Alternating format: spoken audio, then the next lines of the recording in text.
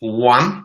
Good morning, everyone. Pete Cohen here. This is it. This is it. That's something that Michael Jackson said, isn't it? This is it. It's funny how things just pop into my head. I did not plan to talk about Michael Jackson, but I don't know about you. I'm a massive fan of Michael Jackson.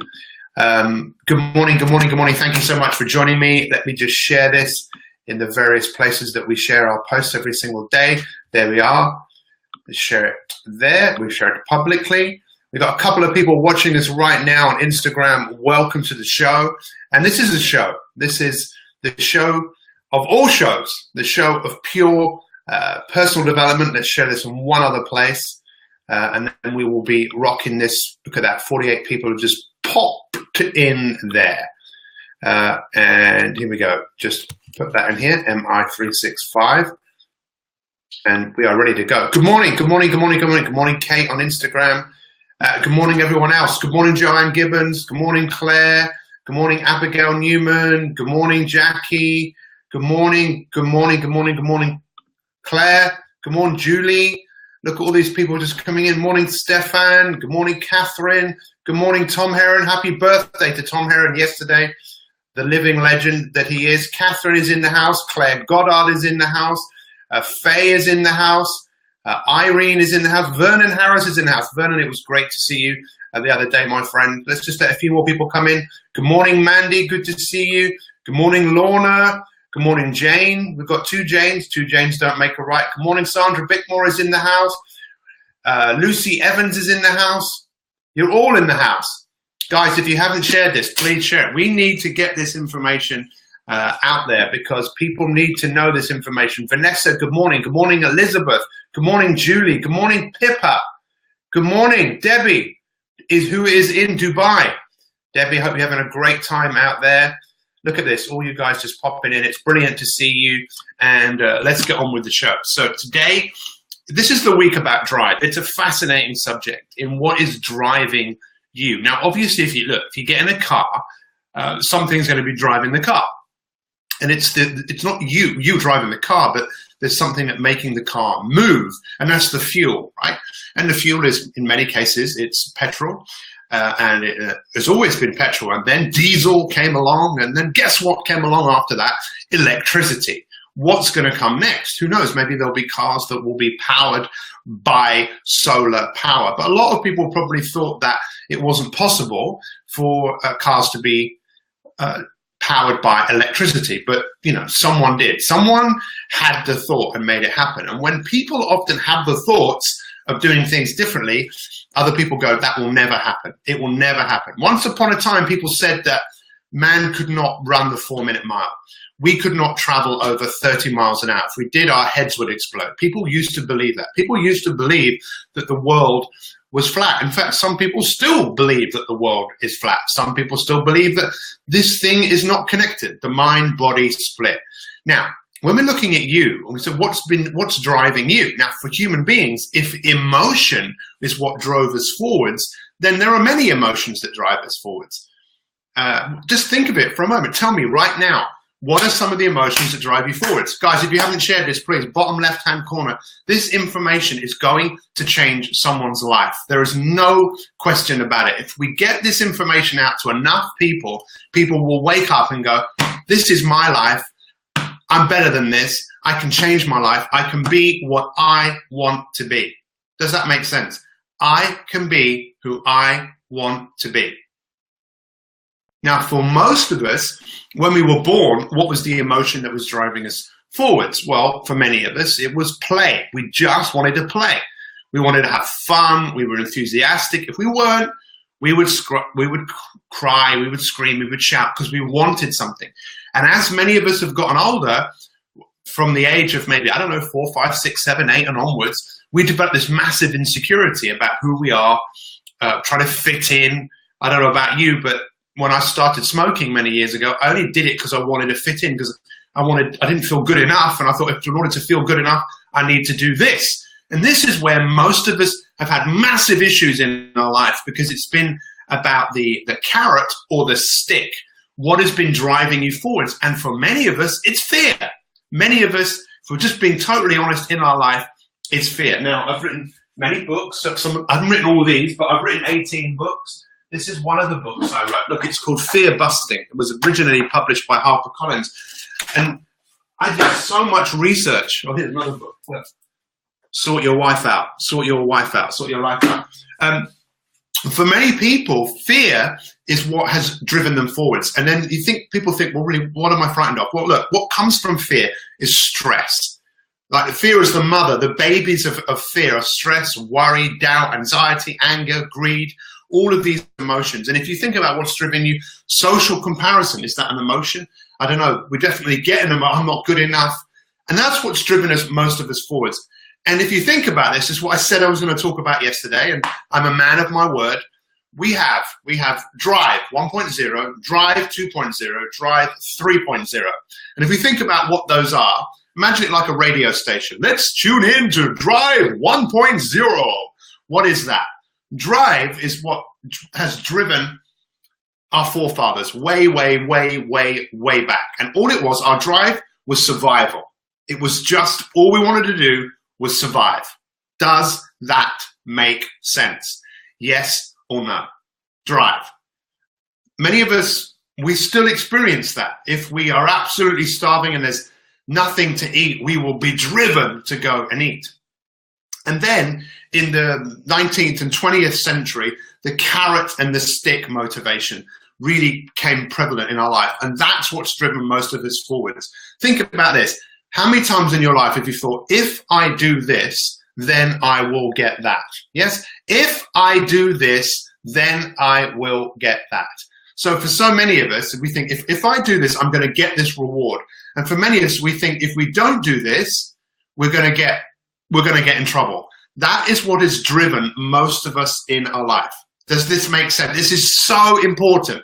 This is one of the most crucial things I will ever say to any of you. The stick of, oh my God, if I make a mistake, this happens in work a lot.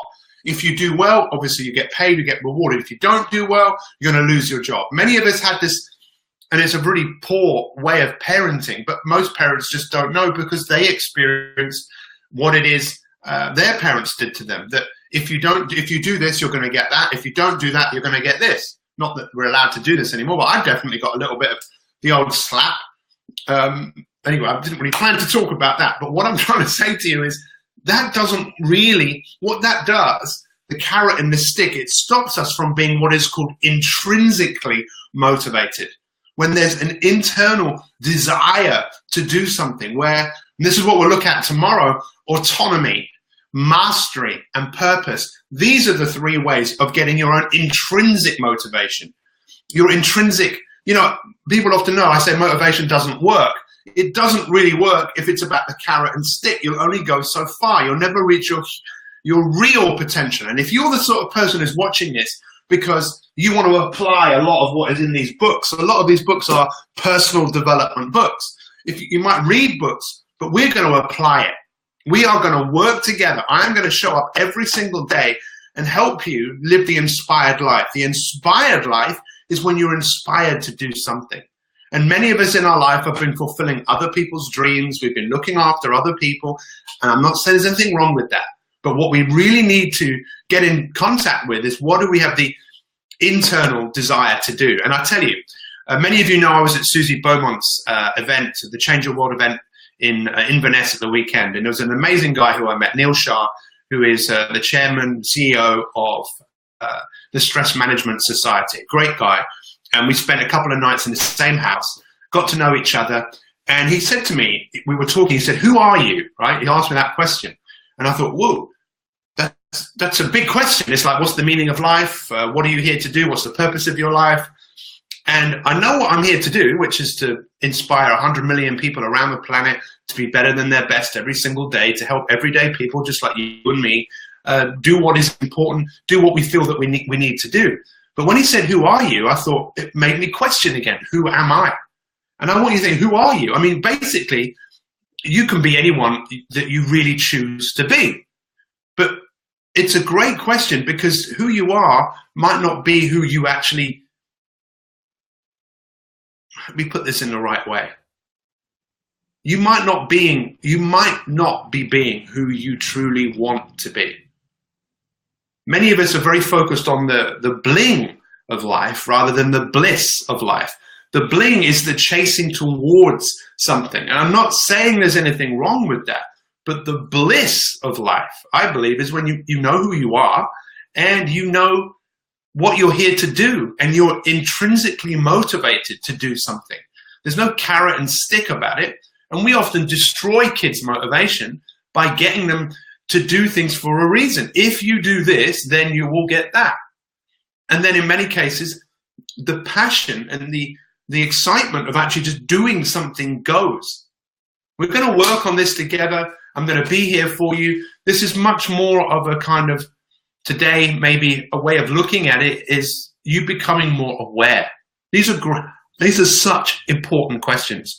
I really hope this makes sense to you, because no matter what has happened to you, it doesn't have to define you, right? It doesn't have to define you. You can be what you want to be. In order to be that person, you're probably going to have to go through some challenges.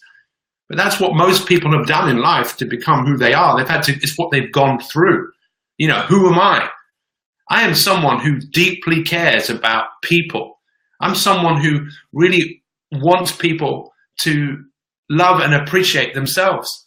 And I know that in order for me to be even more effective at that's something I've got to do. The reason I've become more effective at coaching people is not just because I'm showing up every day, but it's also because I work on myself. But I can do more of that, and you can do more of that. You know, if you want to ask the question, who am I? Make sure you do this. Put a smile on your face and ask the question. Don't go, who am I? Oh, I don't know. Do this. Who am I? You can be anything you want to be. Let's work on this together. And don't try and figure out, Sharon, put a big smile on your face. You know, I've just become who people expect me to be. Yeah, exactly. So put a smile on your face. If you can't ask, put this with a smile on your face, like Vernon, you know what you're here to do, my friend. It's just time to do more of it. I got a lot of time and a lot of respect for all of you. You've got to put a smile on your face with this. If you don't, you'll get caught up in it. Guys, I really appreciate you showing up today. Tomorrow, I'm going to really go into how to get the intrinsic motivation, right?